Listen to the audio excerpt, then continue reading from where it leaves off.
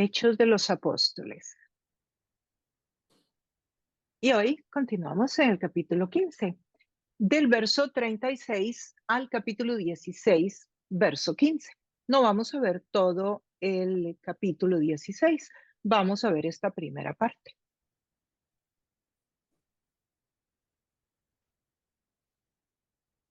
Algunos personajes en esta historia, para que empecemos a familiarizarnos con los personajes que aparecen, que siempre son diferentes y los nombres también, y yo sé que puede ser un poquito complicado tratar de retener en nuestra memoria en el libro de Hechos tantos nombres, tantos lugares, porque en los viajes misioneros de Pablo, pues él va a muchos lugares y son 3 viajes misioneros. Están Pablo y Bernabé, que aparecen de nuevo, están Juan Marcos, Silas, aparecen unas mujeres y entre esas mujeres Lidia y también Timoteo. Estos son los nombres principales o los personajes principales que van a aparecer en este estudio. Algunos lugares geográficos en esta historia. Listra, Derbe, que ya fueron mencionados en el primer viaje misionero, ahora estamos en el segundo viaje misionero, y Pablo regresa a esas ciudades donde ya había establecido iglesias. Pero además incluye Filipos, otras ciudades nuevas, como Troas, como Samotracia, como Neápolis, como Tiatira. Son mencionadas. No va a Tiatira, pero es mencionada porque es el lugar de origen de Lidia, uno de los personajes en esta historia.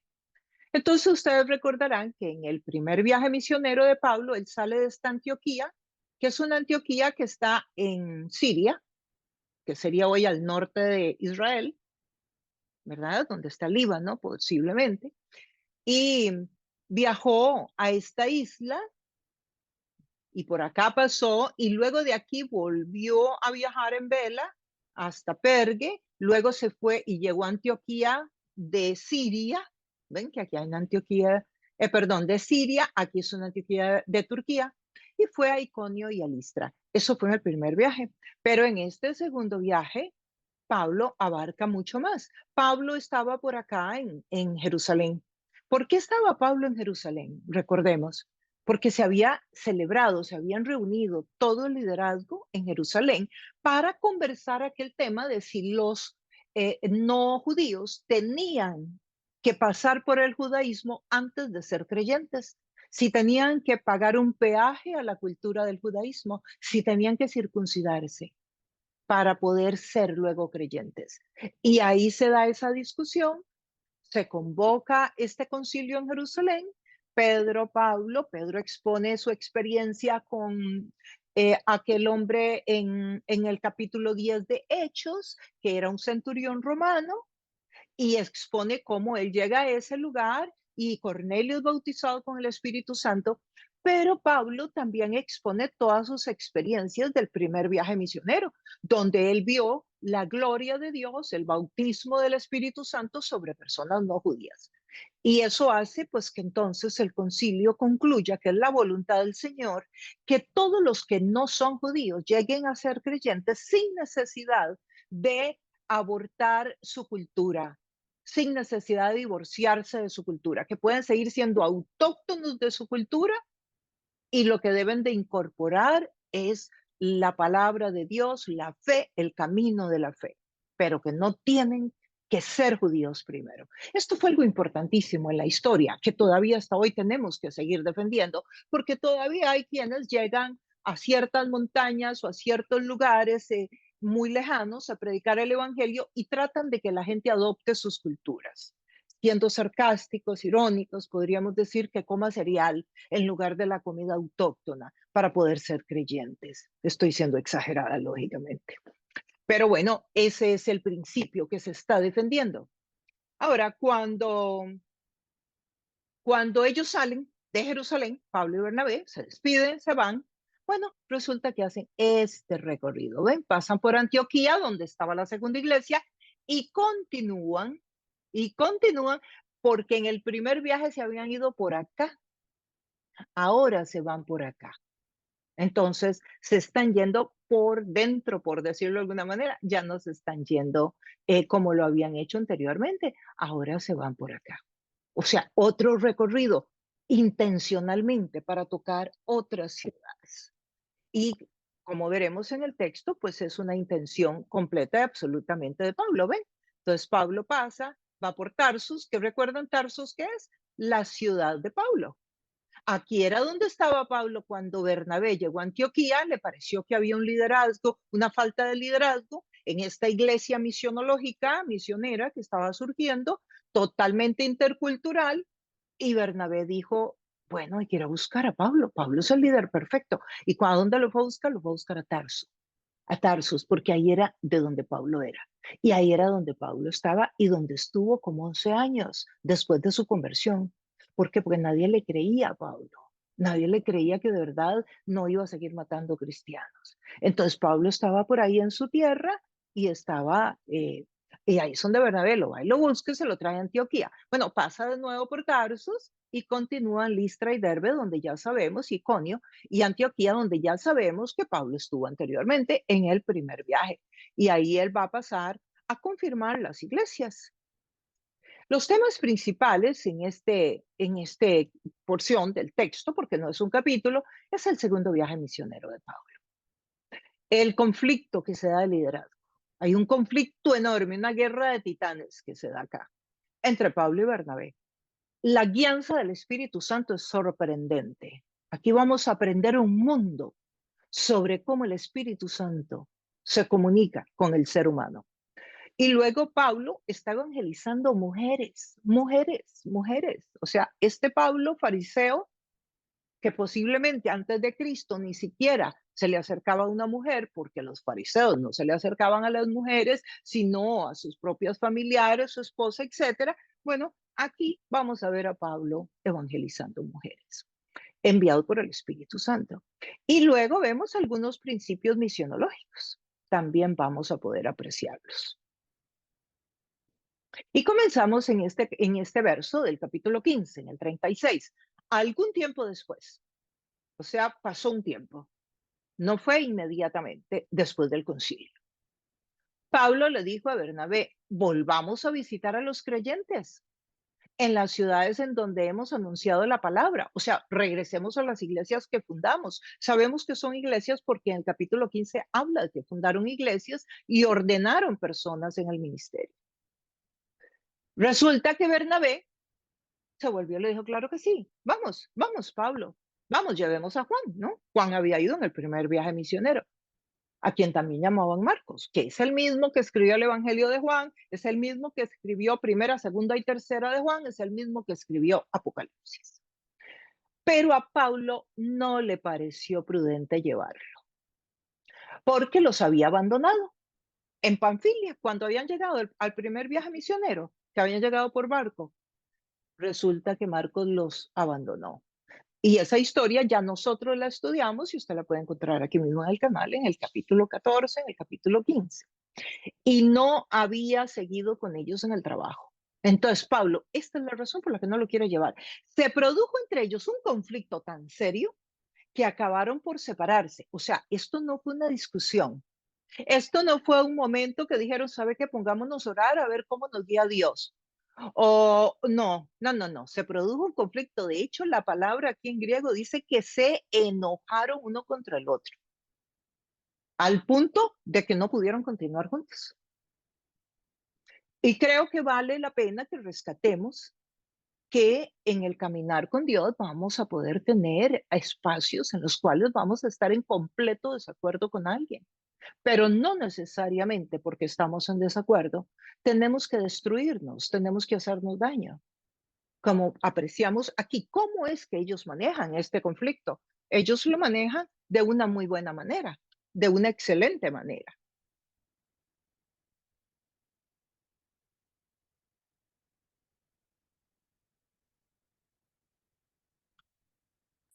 Perdón.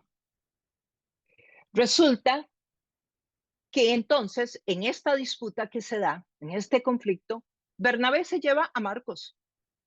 y se embarcó a donde a Chipre, que era de donde era Bernabé. Todos recordamos quién era Bernabé. Bernabé era aquel hombre que apareció allá en Hechos cuando la iglesia apenas nació, que era un hombre de la tribu de Leví, que es la tribu de donde vienen los sacerdotes, la tribu de Israel de donde vienen los sacerdotes. Había donado un terreno para que se vendiera, para poder sostener la iglesia que estaban haciendo.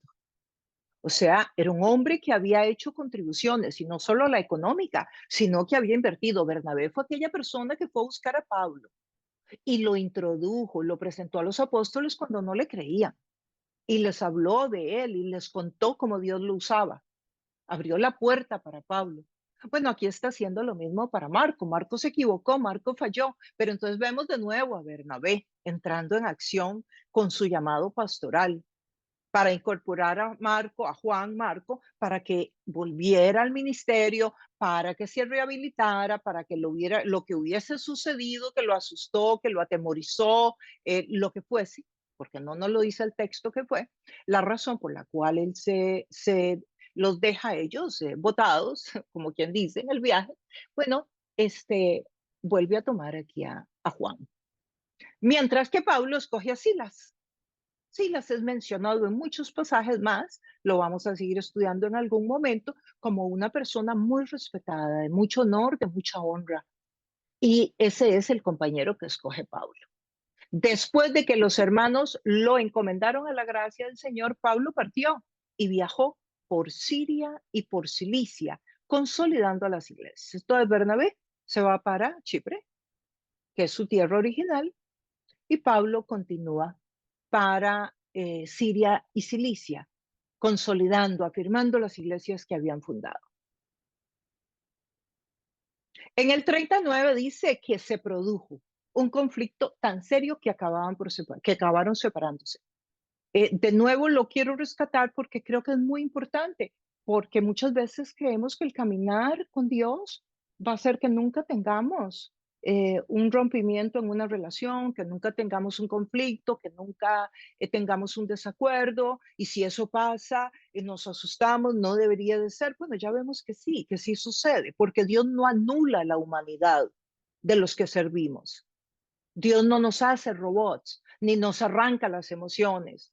Seguimos siendo tan humanos, simplemente el Espíritu Santo gobierna y manejamos las emociones quizás o las deberíamos de manejar de una manera madura espiritualmente, pero no necesariamente que no existan en nosotros los sentimientos, las pasiones, tampoco van a dejar de existir en ti. Entonces tampoco te castigues y te maltrates cuando en algún momento de tu vida tienes sentimientos de enojo, porque es que Jesús estuvo enojado también. En un momento botó todas las mesas del templo. Y no se crean ustedes que fue como que empujó la mesa, porque no, la acción que describe ahí el texto bíblico es que Jesús volcó las mesas y fue un trabajito que le llevó varias horas. No crean que volcó una mesa, nada más. No, volcó varias mesas y por un buen rato. Eso es lo que revela el texto griego. Y además sabemos que no fue una mesa porque sabemos que el templo, había miles de personas dentro del templo. El templo no era un lugarcito pequeño. Y en esa época, para la fiesta que se estaba celebrando, venían a visitar Jerusalén por lo menos 2 millones de personas. Entonces sabemos que los sentimientos son válidos, que vienen de Dios. Y los sentimientos, dentro de los sentimientos, claro, están algunos sentimientos que son bonitos, pero hay otros sentimientos que no son tan lindos como son el enojo, ¿verdad? Entonces, aceptémonos integralmente y no creamos que el ser creyente o el ser discípulo de Jesús significa que nuestros sentimientos son removidos o que no van a tener lugar en nuestra vida, de ninguna manera. El tema es cómo los manejamos. Ese es el asunto. ¿Cómo los manejamos? No que no los tengamos. Hay dos estilos de liderazgo entonces que podemos apreciar en este desacuerdo entre Pablo y Bernabé. Pablo piensa, ¿qué puede hacer esta persona por Dios? Eso es lo que estaba pensando Pablo. ¿Qué puede hacer Marco por Dios? Juan por Dios. Y Bernabé está pensando, ¿qué puede hacer Dios por esta persona? Y aquí tenemos que meditar. ¿Hay alguno de estos dos liderazgos equivocados? No, los dos están correctos. solamente que en el llamado, en el focus de cada uno de ellos, hay un diferente énfasis, si podemos decir. Pablo tenía el focus a la obra misionera. Como pueden ver, Pablo quería continuar, él tenía una pasión interna, Dios le había puesto que tenía que llegar a más pueblos. Esa era su pasión. Bernabé tenía el focus en el pastoral, en la acción pastoral, en restaurar a Marcos como una vez lo tuvo en restaurar a Pablo, para que el ministerio de Pablo floreciera cuando los apóstoles no creían en él. Bueno, ahora está haciendo lo mismo por Marco. Y posiblemente en este pleito Bernabé pensaba para sus adentros, ¿y este Pablo? Ahora no le aguanta nada a Marco, sin embargo que se le olvidó. Se le olvidó cuando yo le di la mano y fui y lo presenté con los apóstoles, intercedí por él para que creyeran en él y le dieran una oportunidad. Interesante, ¿no? ¿Cómo podemos ser diferentes? Y el ser diferentes debería de enriquecer la obra. Ese es el propósito por el cual Dios no anula nuestra personalidad cuando llegamos a ser creyentes, porque venimos a enriquecer con lo que somos, con lo que traemos, con nuestra educación, con nuestra cultura, con nuestro bagaje. Venimos a enriquecer a los demás, a completarlos. Las diferencias no deberían ser arena para una lucha de poderes. Deberíamos de usarlo con mayor inteligencia. Las diferencias deberían de enriquecernos y hacernos mejores y más grandes, si se puede decir. Pero generalmente las diferencias, tanto en las relaciones de pareja como en el ministerio, como en el trabajo, como en la vida diaria, hace que las personas lo consideren espacios para batallas en el área del poder, que se pierde todo el beneficio que traen estas diferencias a nuestra vida. Dios usa inclusive nuestros conflictos. De un equipo, había un equipo misionero, Bernabé y Pablo, y un grupo de hermanos. Bueno, de un equipo ahora salieron dos y van para diferentes lugares. O sea que Dios, aún de los conflictos nuestros, Él va a sacar provecho. Dios va a capitalizar cada situación difícil de nuestra vida. Siempre, siempre. La Biblia dice que a los que amamos a Dios, todo nos viene a bien, hasta las tragedias nos vienen a bien. Claro, en nuestra humanidad nos cuesta mucho esperar para ver cómo es que Dios le va a dar vuelta a esa situación y la va a convertir en algo de provecho. Y tenemos que estar en orden con Dios para que sea de provecho para nuestra vida, claro. Pero que Dios lo hace, claro que sí lo hace. Y entramos al capítulo 16, el verso 1. Llegó Pablo a Derbe y después a Listra, donde se encontró con un discípulo llamado Timoteo, al que nos referimos ya anteriormente, hijo de una mujer judía creyente, pero de padre griego. Quiero que noten eso. Era un matrimonio de una judía con un griego. O sea, de una mujer que creía en todo lo que creía el Antiguo Testamento sobre Dios, en el pueblo de Israel, y un griego que creía en muchos dioses y en una forma de fe muy diferente, muy diferente. Y de ahí había nacido Timoteo. En este instante, Timoteo es un muchacho muy joven. Todavía cuando está pastoreando, cuando Pablo le envía las cartas, es un muchacho joven, bien joven, pero aquí es un muchachito, literalmente, cuando lo conoce. Durante el primer viaje misionero, Pablo y Bernabé llegaron acá. Este fue el mismo lugar, Listra, donde Pablo fue apedreado y quedó como muerto, ¿recuerda? Y que después se paró y volvió a entrar a la ciudad, se quedó unos días y luego se fue. Bueno, esta es la misma ciudad de Listra. Pablo regresa. Qué pasión hay que tener, ¿no? Para regresar a un lugar donde te apedrearon y casi te matan.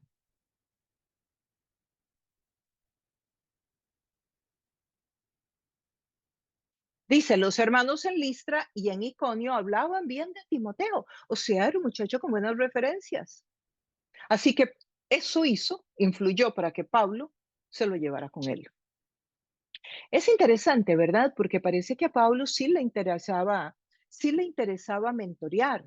Pablo sí quería mentorear, sí quería enseñar, por ejemplo, a un muchacho joven a ser discípulos. Podemos notarlo porque de lo contrario, pues no lo estaría haciendo, ¿verdad? Como vemos acá, lo está definitivamente, dice que los hermanos hablaban bien de él, pero inmediatamente él lo toma y lo empieza a mentorear. Lo mismo que había tratado de hacer con Juan en realidad, que parece que no le funcionó como esperaba o no tuvo la tolerancia o lo que haya sido. Aquí vuelve a empezar de nuevo con Timoteo. Luego el texto nos va a llevar a nosotros a encontrarnos con un personaje sumamente importante que es Timoteo. Llega Pablo a esta ciudad donde él va con Silas y se encuentra en esta ciudad con una familia y esta familia pues tiene un muchacho que se llama Timoteo. Sí, es una familia porque en realidad nos menciona la familia y vamos a leer esta parte donde nos habla de Timoteo. Pero quiero presentarles a Timoteo, que lo vamos a conocer ahora en el texto bíblico a través de esta historia. Y en este momento les voy a leer en el libro Segunda de Timoteo, que es una carta que Pablo le manda a Timoteo dentro de unos años. Hoy lo está conociendo. Esta carta se la envía dentro de unos años. Y miren lo que le dice, Segunda de Timoteo 4, 9 al 13. Haz todo lo posible por venir a verme cuanto antes, pues Demas, por amor a este mundo, Demas, por amor a este mundo, me ha abandonado y se ha ido a Tesalónica. Crescente se ha ido a Galacia y Tito a Dalmacia. Solo Lucas está conmigo. Recoge a Marcos y tráelo contigo. ¿Cuál Marcos? Marcos, el mismo que Pablo no quiso que fuera con ellos en este segundo viaje. Vean qué interesante. Aquí Pablo está en la cárcel en Roma y ya lo van a matar. Y le escribe a Timoteo. Muchos años después, recuerden, de este momento que estamos estudiando en Hechos 15. Y le dice, solo Lucas está conmigo. Recoge a Marcos y tráelo contigo. ¿Por qué? Porque me es de ayuda en mi ministerio. O sea, quiere decir que aquel muchacho que salió en carrera y lo dejó botado, fue transformado por el Espíritu Santo a través del tiempo y posiblemente en algún momento se encontraron y hubo toda la reconciliación que Dios trae a nuestra vida, a nuestra familia, a nuestras relaciones. Y ellos estuvieron con esa apertura a ser restaurados, a la reconciliación. Y entonces ahora Pablo lo manda a llamar porque dice que le va a ser de ayuda en ese momento tan crítico de su vida en que todos lo han abandonado. A Tíquico lo mandé a Efeso. Cuando vengas, trae la capa que dejé en Troas, en casa de Carpo. Trae también los libros, especialmente los pergaminos. Entonces, aquí le está escribiendo una carta a Timoteo, que ya en este momento, aquel joven que vamos a encontrar ahora, ya aquí es pastor de una iglesia. Y le está diciendo que venga, como les decía, en los últimos momentos de la vida de Pablo. Entonces parece que Juan Marcos tiene un cambio importante en su vida, que hace que Pablo eh, pida que esté con él y ya no le da miedo que lo deje botado. Igual sucede con tu vida y con la mía. Dios hace una transformación desde el momento en que empezamos a caminar con Jesús hasta el momento que terminamos nuestro viaje aquí en la tierra. Dios está trabajando en la vida nuestra a través del Espíritu Santo y está haciendo en nosotros una obra nueva cada día, aun cuando duermes, cuando comes, cuando juegas, cuando estudias, cuando lees, no solo cuando oras, no solo cuando estudias la Biblia, pero desde luego el conocimiento de la palabra es el alimento, es el combustible y la oración son elementos combustible para tu crecimiento espiritual, pero tu crecimiento se da todo el día. Es como que cuando tú te sientas a comer, es cuando tú estás comiendo tus verduras y tus vegetales y tu proteína, pero el crecimiento continúa todo el día. No es que solamente te estás alimentando en el momento mismo en que te sentaste a la mesa con el plato de alimentos. No, lo adquieres en ese momento, pero continúas durante el día. Esos nutrientes continúan por todo tu aparato digestivo, por todo tu ser. De la misma manera, exactamente de la misma manera, sucede con la palabra de Dios y con la oración. Tú oras 5 minutos, pero te van a sostener durante todo el día. por causa de los judíos que vivían en aquella región, los circuncidó, pues todos sabían que su padre era griego. Entonces, por eso los circuncida. Ponga mucha atención a esto. Los circuncida, ¿por qué? Porque todos sabían que el papá era griego. Vean qué interesante lo que va a suceder. Al pasar por las ciudades, entregaban los acuerdos tomados por los apóstoles y los líderes religiosos de Jerusalén para que los pusieran en práctica. ¿Cuáles acuerdos? El acuerdo del Concilio de Jerusalén, que lo hablé en la introducción, que es precisamente que las personas no tenían que circuncidarse para ser discípulos de Jesús. Entonces, ¿qué está sucediendo acá? O sea, Pablo anda dejando el mensaje de esa decisión que se tomó, de ese acuerdo en Jerusalén, pero resulta que circuncisa a Timoteo. Entonces se está contradiciendo Pablo. Lo está haciendo Pablo por las apariencias. ¿Por qué está haciendo eso? Nos dice el 5 que las iglesias se fortalecían en la fe y crecían en número cada día. ¿Está Pablo contradiciéndose a sí mismo entonces en este texto en referencia a la circuncisión? ¿Está Pablo desacatando el acuerdo en el Concilio de Jerusalén en Hechos 15? No, de ninguna manera. Pablo lo que está haciendo es siendo sabio y siendo prudente. Resulta que el muchacho era mamá judía y papá griego. Pablo, el muchacho era de la región. Pablo quería que fuera con él, sabía que iban a ir a un montón de sinagogas porque Pablo a cada pueblo que llegaba buscaba la sinagoga y por ahí comenzaba porque sabía que ahí de seguro iba a encontrar a una cantidad de hombres. O sea, tenía una audiencia fija ahí, una población cautiva, por decirlo de alguna manera. Entonces, Pablo sabía que iban a venir muchos inconvenientes con los judíos porque él no estaba circuncidado. ¿Por qué? Porque todo el mundo sabía que él venía de padre griego, porque era de la misma región. Entonces, Pablo, en sabiduría, resulta que lo circuncisa. ¿Para qué? Para que esto no les impidiera ser efectivos en el ministerio. Y es lo mismo que nos invita la palabra a todos. La palabra de Dios nos invita a que para que nosotros seamos más efectivos en el ministerio, muchas veces tenemos que vestirnos como las personas de esa cultura. Muchas veces tenemos que comer como esa cultura come. Muchas veces tenemos que hacer cosas como esa cultura a la que le estamos llevando el Evangelio. ¿Por qué? Porque es lo más sabio para minimizar las barreras de comunicación, para hacer que el evangelio pueda entrar de una forma más simple, para que las personas lo puedan entender mejor.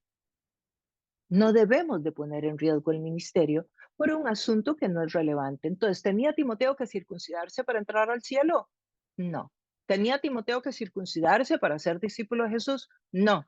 Se circuncida Timoteo para evitar que pudieran haber situaciones difíciles que impidieran que los que iban a escuchar las buenas nuevas no llegaran a Cristo solo porque él era griego de padre y no se había circuncidado. Y ese es el mensaje importantísimo que Pablo nos está dando. Los acuerdos del concilio los conocemos. No tenían que convertirse al judaísmo para ser creyentes. No tenían que circuncidarse, no tenían que obedecer la ley de Moisés. Pero Pablo circuncisa a Timoteo por sabiduría, no para entrar al cielo, no para ser creyente, no para ser discípulo de Jesús. La importancia de no poner en riesgo el llamado, el ministerio. Entonces aquí vemos un principio misionológico de Pablo, hacerse como uno de ellos. Lo que hablábamos con anterioridad, vestirse como la persona, comer como esa cultura, hablar el idioma de esa cultura, hacer todo lo posible para minimizar las barreras en la comunicación o quedarse como uno de ellos, que es otro principio misionológico. ¿Qué significa? Que la persona que recibe el evangelio en esa cultura no cambie de su forma de vestir, su forma de comer, su forma de dormir, todos los aspectos culturales. ¿Para qué? Para que no le haga más difícil a su familia y a sus amigos hacerse creyente. Y esto, aquí hay una gran sabiduría. Hoy no estamos enseñando el tema de comunicación transcultural, pero sí es un principio importantísimo que podríamos continuar revisando en un futuro. Aquí podemos ver una foto, hacerse como uno de ellos. Aquí vemos, por ejemplo, esto es un grupo de personas que están estudiando la palabra de Dios y posiblemente Él les está enseñando. Aquí Él se está haciendo como uno de ellos, porque está vistiendo parecido. ¿Pueden ver? Tiene una camisa parecida. Está sentado en una silla parecida. Está sentado, no está parado. Está en una relación horizontal. Está en el mismo lugar, todos están en la tierra. Bueno, Él también está en la tierra, Él no está en la alfombra. Él está en la tierra, junto con la mayoría. Sí, todos esos aspectos que te hacen como uno de ellos para facilitar la comunicación. ¿Cómo haces con los niños? Vas a jugar con los niños, tú te quedas de pie y los niños en el suelo, ¿no, verdad? Tú te agachas. Eso es minimizar las barreras de comunicación que puedan haber con la persona a la que tú le quieres llevar la palabra de Dios, en cualquier ambiente. Esto es lo que no hay que hacer. ¿Qué ven ustedes acá? Claro, aquí están unas personas debajo de un árbol. Esa parte está muy bien. Todos están debajo del árbol, pero ellos están vestidos con una camisa blanca y con una corbata debajo de un árbol, en un campo, como ustedes pueden ver, de tierra, entre gente sumamente humilde. Esto ya habla de un estatus, esto ya habla de una verticalidad, esto ya es ruido en la comunicación transcultural. Como les decía, no es que me voy a quedar ahí, pero sí quería que lo meditara, lo viera. Y Pablo habla de este principio, lo habla en 1 Corintios 9:19. Se los dejo para que lo estudien y lo lean, pero Pablo dice, aunque soy libre respecto a todos, de todos me he hecho esclavo para ganar a tantos como sea posible. Entre los judíos me volví judío, a fin de ganarlos a ellos. Entre los que viven bajo la ley me volví como los que están sometidos a ella, a fin de ganar a estos. Entre los que no tienen la ley me volví como los que están sin ley. Sí, él se hizo como todos, a fin de ganar a los que están sin ley. Entre los débiles me hice débil, a fin de ganar a los débiles. Entonces, una flexibilidad en la cual te doblas, no tenés que quebrarte y no tenés que hacer cosas que van contra los valores bíblicos. Claro que no. Si en una cultura hay algo que va en contra de los valores bíblicos, pues esa es tu señal de que debes de parar. Pero todo aquello que esté en esa cultura que no resista los principios de la Biblia, deben quedar tal y como están.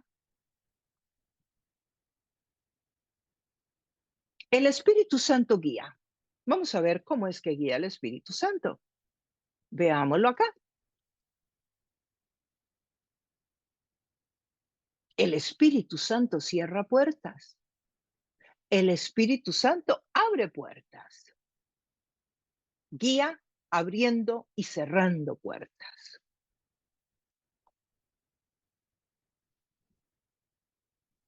Un vaya o un no vaya de Dios es igualmente importante. Y lo vemos en ese texto, en lo que Pablo está diciendo. ¿Cómo comunica el Espíritu Santo un no? Claro, ese es un asunto muy importante que nosotros debemos de meditar y de pensar, ¿no? ¿Cómo es que el Espíritu Santo comunica? Vamos a ver si tenemos aquí el texto, permítanme. Entonces, pasando de largo por Misia, bajaron a Troas. Durante la noche, Pablo tuvo una visión en la que un hombre de Macedonia, puesto de pie, rogaba, pasa a Macedonia y ayúdanos.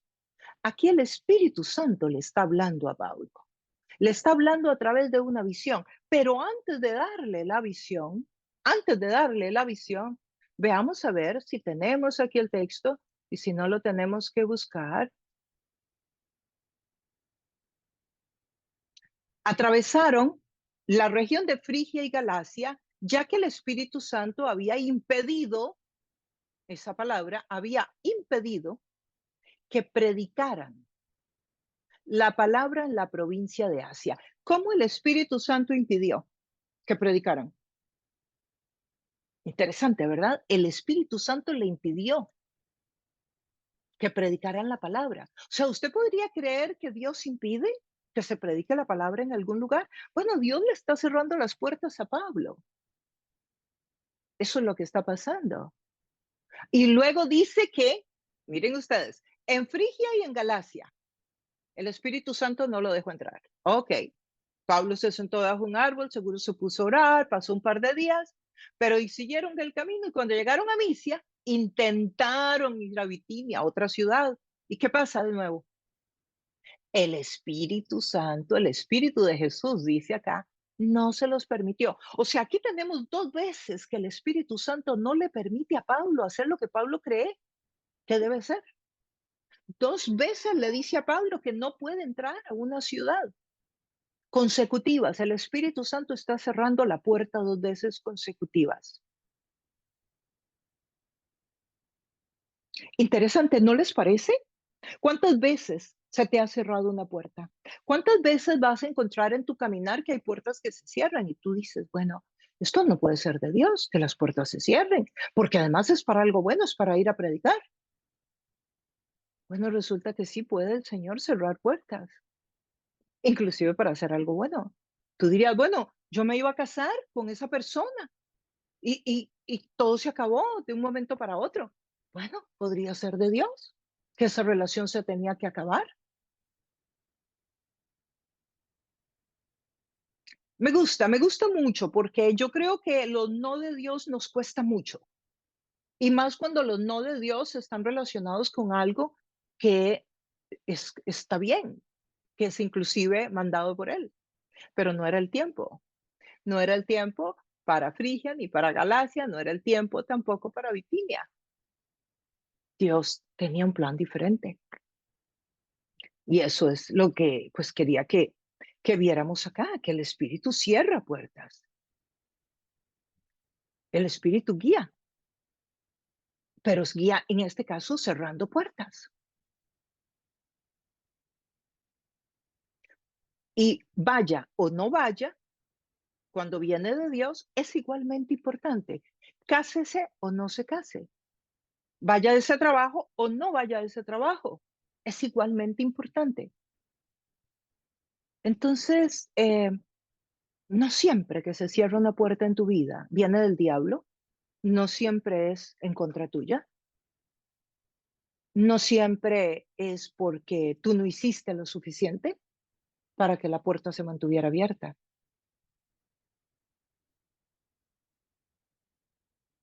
Pero ¿cómo es que comunica el Espíritu Santo que no? ¿Cómo le dice el Espíritu Santo aquí a Pablo que no? Ese, claro, es un gran tema. Yo no lo sé, solo sé que a cada uno nos habla diferente. Aquí nos dice el texto, no nos dice cómo le dijo a Pablo que no.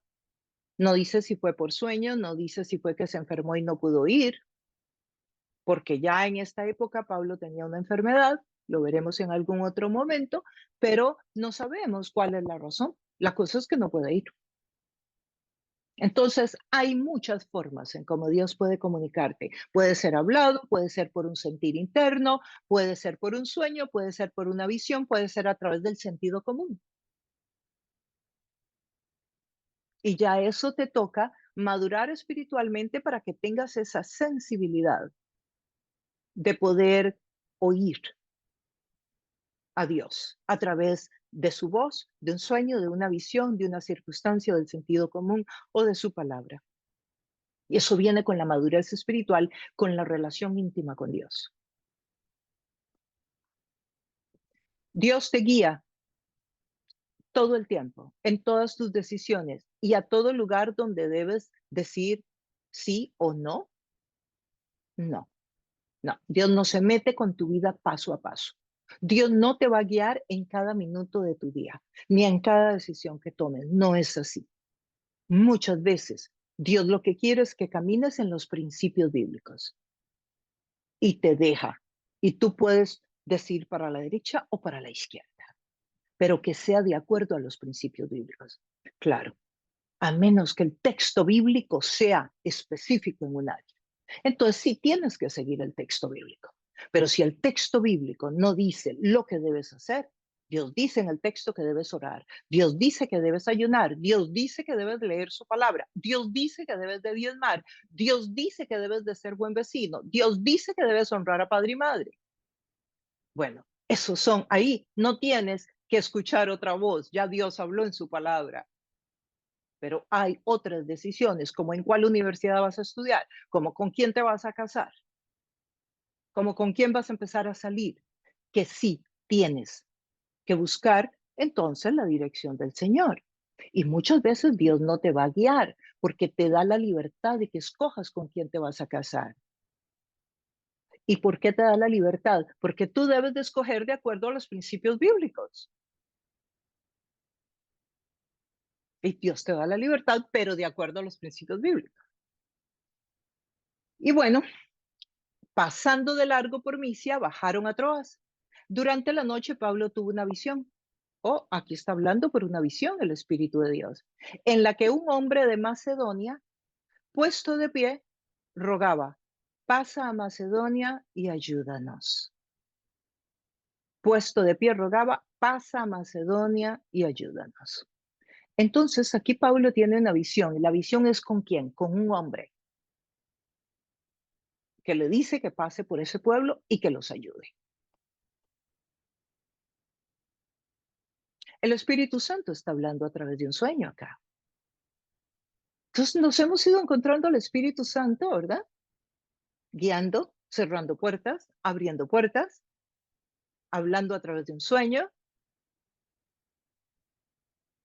En el 16:10 dice, después de que Pablo tuvo la visión, enseguida nos preparamos para partir hacia Macedonia, convencidos de que Dios nos había llamado a anunciar las buenas noticias a los macedonios. Ahora sí, convencido. Ahora sí tenía ese clic interno de que estás en la voluntad de Dios. No sé si sabes lo que es, pero yo lo vivo. Yo vivo esa experiencia de un clic interno que yo sé que esto es lo que Dios quiere. Así es como Dios quiere que lo haga. Y dice que se fue ya tranquilo a anunciar la palabra a esta región.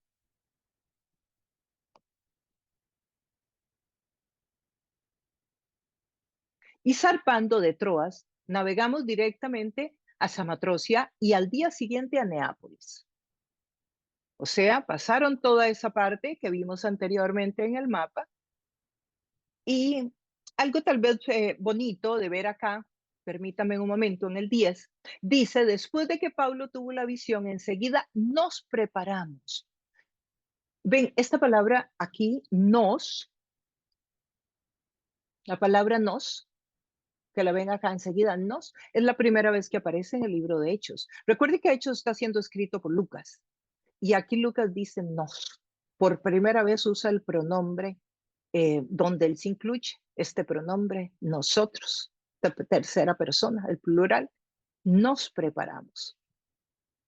Porque anteriormente decía ellos. Aquí Lucas se une al equipo. De aquí en adelante seguiremos estudiando la historia en la cual ya Lucas está participando. No sabemos si Lucas se une acá en este momento del camino, porque en este lugar fue donde Lucas se hizo creyente. Podría ser también que como Lucas era médico y Pablo estaba enfermo, pues los acompañó porque Pablo estaba enfermo. Pero lo cierto es que Lucas se une al equipo y de aquí en adelante Lucas y Pablo se convierten en un equipo misionero.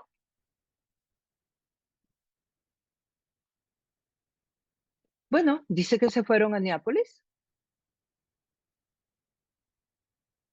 De allí fuimos a Filipos, una ciudad muy importante, que luego la estaremos estudiando, que es una colonia romana. O sea, vivían muchos romanos ahí, sobre todo romanos retirados. Y ahí es donde sacamos el libro de Filipenses, porque Pablo ahí fundó una iglesia. Y la carta de los Filipenses es una carta que Pablo le manda a la iglesia que establece en este viaje.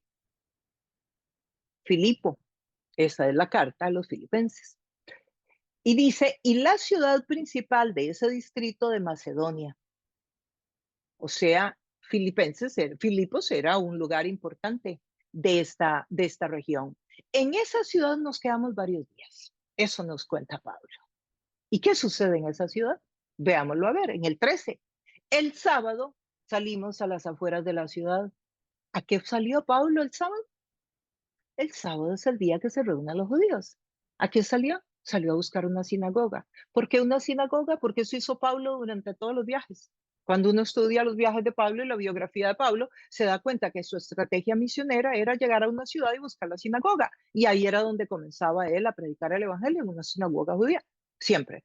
Entonces el sábado salimos a las afueras de la ciudad. Pero resulta que en esta ciudad no encuentran sinagoga, porque era parte de la ley judía que si no habían 10 hombres judíos en una ciudad, no se construía la sinagoga. Entonces Pablo no encuentra una sinagoga. Entonces fuimos por la orilla del río. Esto me encanta, sí, por la orilla del río. Ven qué natural. La, la, la, la belleza de este movimiento orgánico del Espíritu Santo, del movimiento de la fe. O sea, no hay gente en la ciudad, en la sinagoga. Bueno, nos vamos por la orilla del río. O sea, nos vamos a buscar la gente. Nos vamos a crear oportunidades para evangelizar. Nos vamos a crear oportunidades. O sea, no llega nadie a quien yo le pueda hablar de Cristo. No hay nadie en mi vecindario. Bueno, voy a crear una oportunidad. Voy a buscar.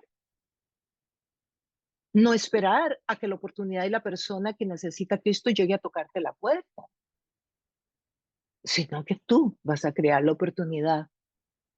Donde esperábamos encontrar un lugar de oración. O sea, les dijeron, oigan, por ahí por el río, por ahí hay una gente que está orando. Nos sentamos y nos pusimos a conversar con las mujeres que se habían reunido. ¡Wow! No eran hombres los que se reunieron a orar.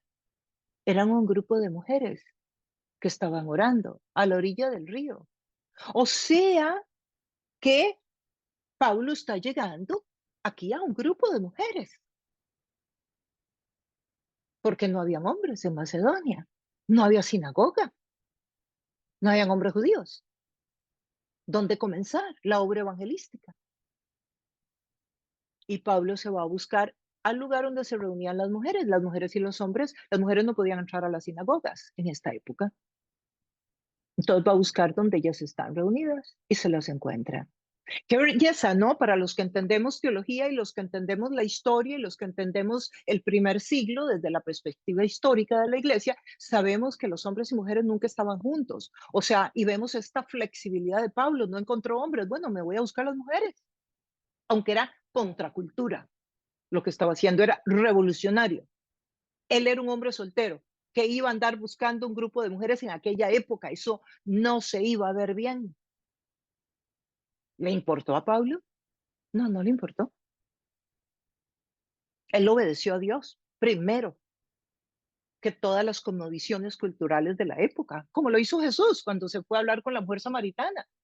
Y los apóstoles se quedaron al lado y los mandó a comprar comida y se quedó solo con la mujer samaritana en una montaña, sin importarle lo que pensaran. Eran los únicos espacios que se podían crear para darle a la mujer la oportunidad de escuchar el Evangelio. Solamente así, de lo contrario, no se iban a dar naturalmente, porque la cultura estaba estructurada de tal manera que la mujer no podía estar sola con un hombre. Y en este momento la verdad estaba en manos de hombres. Por primera vez Jesús le había hablado a mujeres y Pablo como que había entendido bien el mensajito. Y se están rompiendo todos esos paradigmas de la época. Jesús rompió los paradigmas en términos del evangelio a mujeres también con los niños. Los niños no significaban nada en la cultura del primer siglo. No tenían valor alguno. Y Jesús dijo, dejad que los niños vengan a mí, porque de ellos es el reino de los cielos. Ahí está quebrando otro paradigma enorme. Meterse a la casa de los pecadores. Eso tampoco era de un rabí, porque los contaminaba.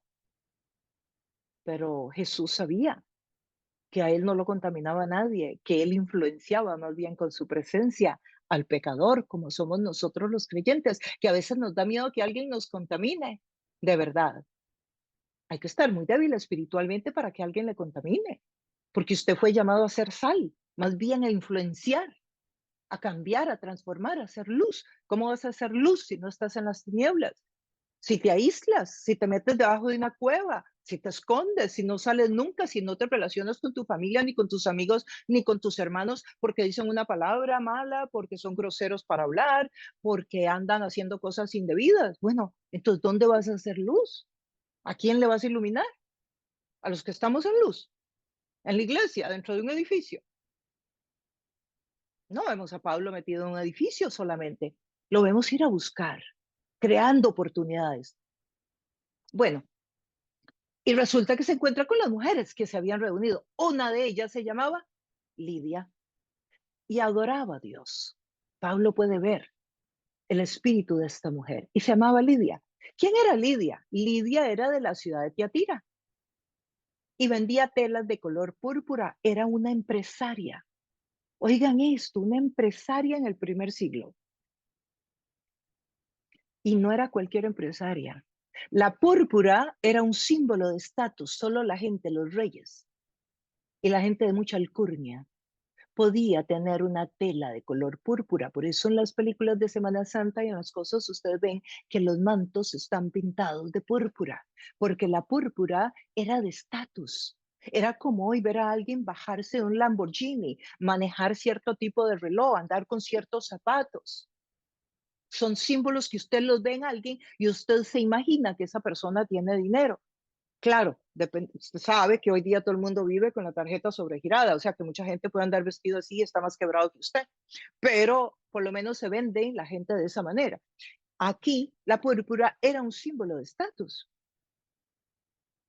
Entonces era una mujer de negocios y de un producto que dejaba mucha remuneración económica, muy lucrativo. Mientras escuchaba, ¿qué le pasa, Lidia? Mientras escucha, por Dios, ¿qué le pasa?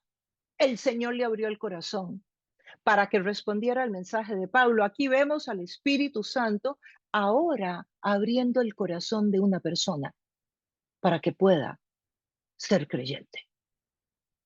El Espíritu Santo entonces cerró puertas a Pablo, abrió puertas a Pablo, le dio un sueño a Pablo y ahora abre el corazón de alguien.